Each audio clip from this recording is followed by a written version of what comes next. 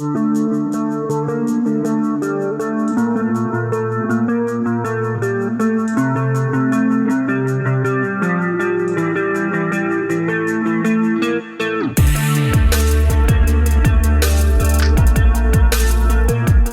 nous allons tenter de mieux comprendre ce que c'est la schizophrénie infantile, comment elle se diagnostique et surtout quelles solutions d'accompagnement existent.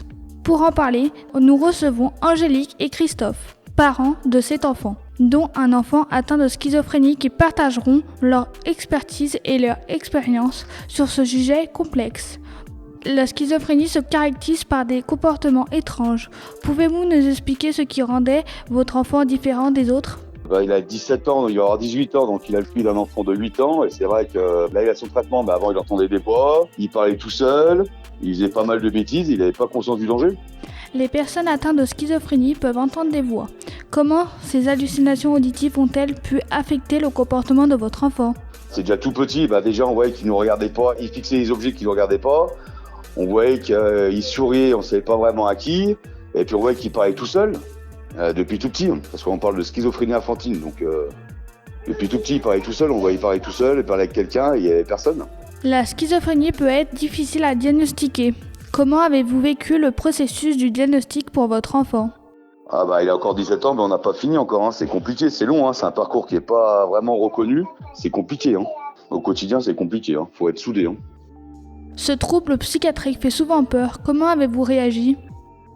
Comment on a réagi, tu le prends au moment, quoi. Ça dépend les cris, il y a 10 jours que ça va être bien, 10 jours que ça va être mal, et tu l'adaptes en fonction de Maxime.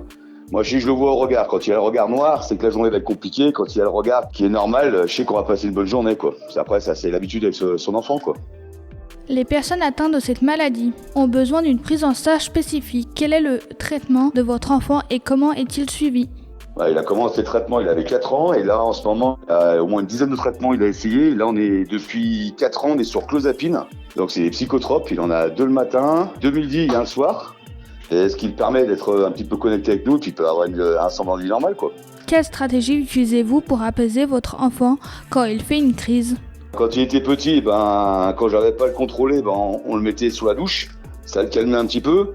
Et sinon, vu qu'il était assez violent, où il jetait les objets, il pouvait mordre et taper, me cracher dessus, je le bloquais quand la crise escape sans lui faire mal. Je lui donnais des clés sans lui faire mal, quoi, jusqu'à que la crise elle passe, quoi. Parce qu'à l'époque, on n'avait pas de traitement adapté pour lui, donc c'était assez compliqué, quoi. La scolarisation peut être compliquée dans un tel contexte. Quelles solutions ont été mises en place pour aider votre enfant à l'école ?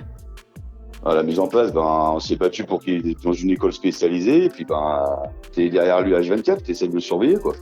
Où il est à l'école maintenant et comment ça se passe à l'école si il est à l'école ? Il y a des hauts, des bas. Il peut vivre en excitation, comme il peut redescendre, il peut passer des bonnes journées, ou d'un coup il peut être excité, ou un petit truc qui va le frustrer, et puis ça peut être compliqué, ça dépend.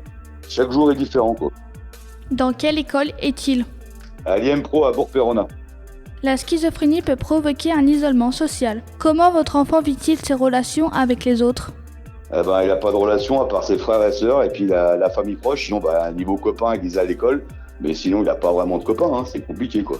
Il peut être lourd de s'occuper d'un enfant schizophrène au quotidien. Comment avez-vous réussi à gérer et à accepter cette situation ?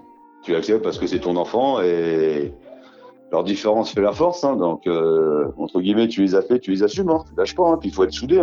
Voilà, c'est la force du couple et puis d'entraide au niveau de la famille avec les enfants et ma femme. Quel type de soutien avez-vous reçu ? Au niveau du soutien, l'école spécialisée, les psychiatres, les éducateurs, pédiatres, l'ergo, tout un ribambelle de soins. Pour finir, aurez-vous un conseil à donner aux parents d'enfants qui viennent de se faire diagnostiquer ? De ne pas s'énerver, de rester calme, de rester soudé.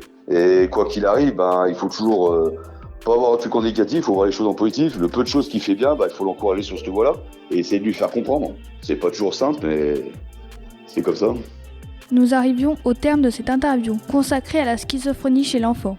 Un grand merci à Christophe, parent de cet enfant, dont un enfant atteint de schizophrénie, pour toutes ces informations précieuses et ce partage d'expérience. Nous espérons que vos éclairages vous auront aidé au mieux.